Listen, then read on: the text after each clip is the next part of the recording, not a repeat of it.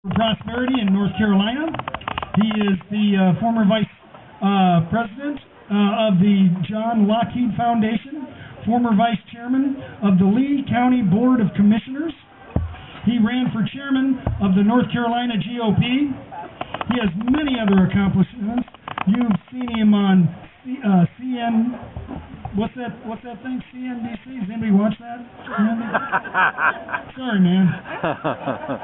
And many other TV stations.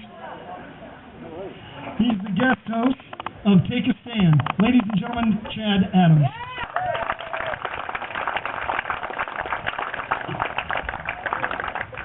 Appreciate all of you coming out here this afternoon, and it's tough to follow a Baptist minister. It really is tough to follow a minister. How many of you have crackberries out there and telephones and things that your kids have to teach you how to use?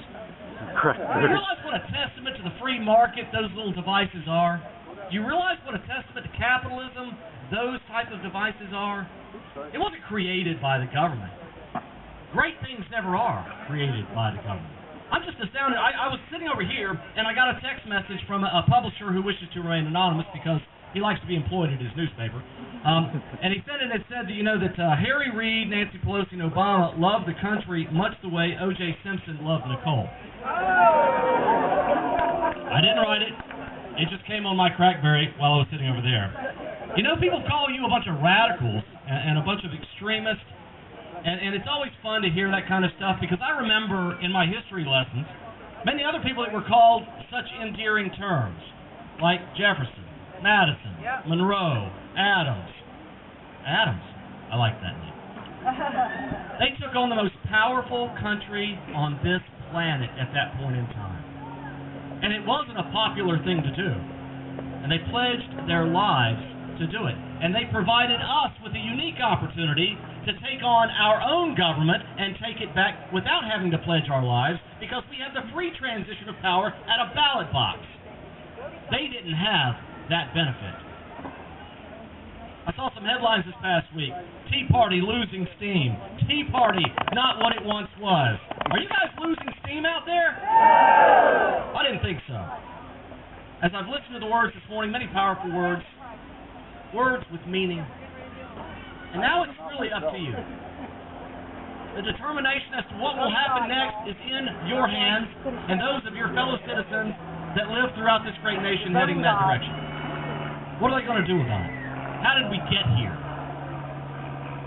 You know, it's the result of a government that's been out of touch with what it means to be an American. In 2006 and 2008, the Republicans were thrown out of office.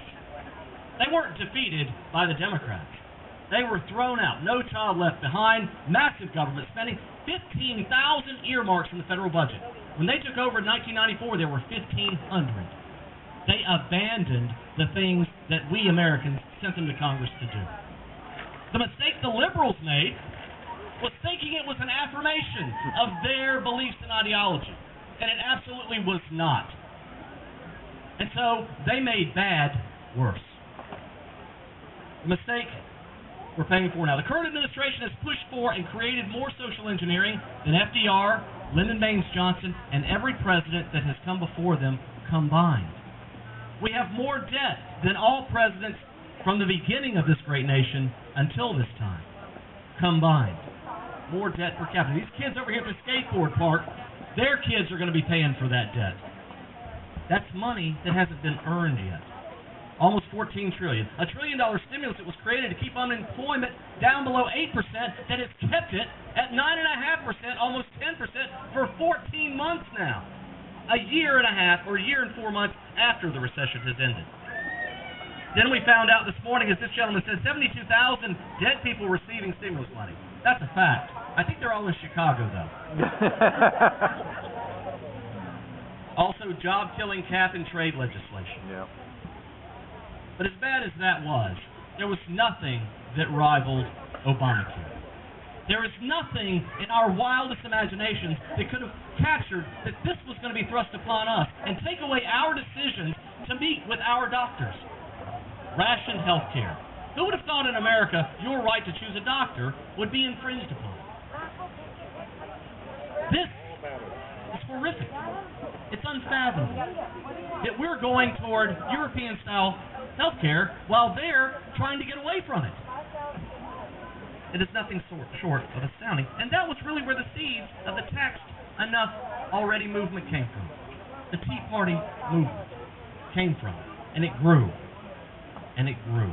In North Carolina, your electric bill is 10% higher than it used to be, not because electricity is more expensive, mind you, but because of something called the Renewable Energy Portfolio Standard. We have to purchase electricity from other states that create renewable electricity that's much more expensive because of global warming. Never mind that 32 years now, we've had the lowest hurricane activity on the planet. Remember Al Gore saying, and then there was Katrina. Largely a man-made accident. We also here in North Carolina had the largest tax increase in our history, $1.1 billion last year in the worst of economies. Now there's a $3.3 billion hole just in our budget because the legislature used $2 billion of federal stimulus money to balance our budget. So no matter who takes over next year, it's a nightmare.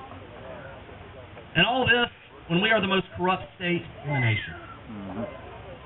Congressman Frank Balance, your former congressman, went to jail, didn't he? Took his son, the judge, with him.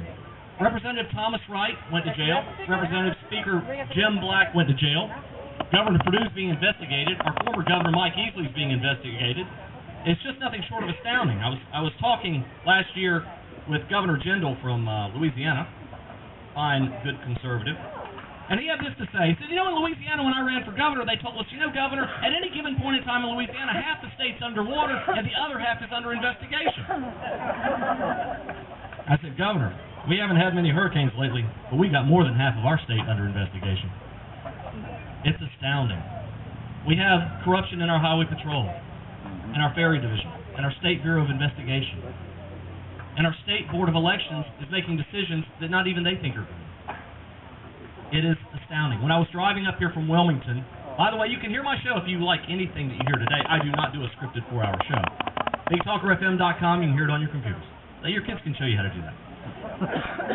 So I was coming up, I saw some billboard that said, enough is enough. Is enough for you guys yet? No. We are a center-right nation. I would say that freedom and liberty are part of our collective genetic makeup. If you read Albert Book's book, The Battle, it's a great book where it talks about the fact that genetically we are predisposed to be the most creative, innovative people on the planet. You say, how is that so, Chad? It's not genetically predisposed. But you have to think about the people who chose to come to this nation over the past 200 plus years. They were people that risked everything for the opportunity to do something different, to nail two things together that have never been nailed together, to create something that can be sold. They took a chance. Those people are here in this nation from every nation on the planet.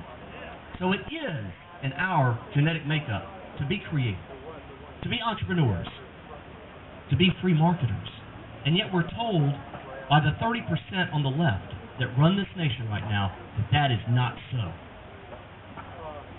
Hurricanes often start with dust and sand, a little bit of wind kicking off the African coast. They meet up with some interesting currents. Fascinating things happen, a little solar warmth, and we get the most destructive force on the planet that you've ever seen. The storms that we're charting today started in the American soul. It's the most powerful movement we've ever seen. We call it the Tea Party movement. The elements were always there, but when our elected officials ignored the will of the people in 2006 and 2008, those elements came together. With Obamacare, they organized with cap and trade and a willful, ignorant media, they grew. And as the administration and Congress continued to dismiss the storm and the forecasters ignored it, Nevada, Alaska, Delaware felt the impacts. And this November, I pray that storm sweeps this great nation. It won't be destructive. It will be cleansing. It will be productive, and it will make history. Are you part of the storm that's going to take this nation back? Are you part of the storm that's going to knock on doors, put door hangers, make phone calls, and work for your candidates out there this time? Are you the people that are going to walk into history on November 2nd? Make it happen. God bless you. God bless the United States of America. Thank you for coming out today.